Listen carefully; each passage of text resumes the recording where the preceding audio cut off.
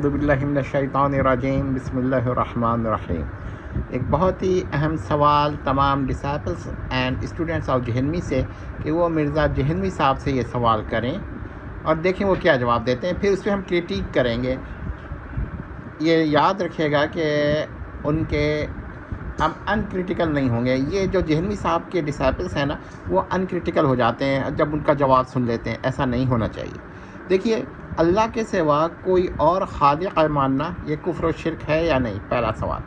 اللہ کے سوا چلیے کوئی اور خالق، کسی بھی قسم کا منی خالق، میں میگا خالق کی بات نہیں کر رہا، میں منی خالق کی بات کر رہا ہوں کہ اللہ کے سوا منی خالق ماننا کسی کو یا ہر انسان کو منی خالق ماننا یہ کفر و شرک ہے کہ نہیں؟ ذرا جہنوی صاحب سے جواب دیجیے اس کا، اور بعد میں جہنوی صاحب اس کی تعویل کریں، توجیہ کریں۔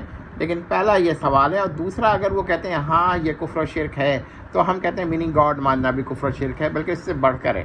اور اگر یہ کہتے ہیں کفر و شرک نہیں ہے تو جس کے وہاں خالق بھی واحد نہیں رہا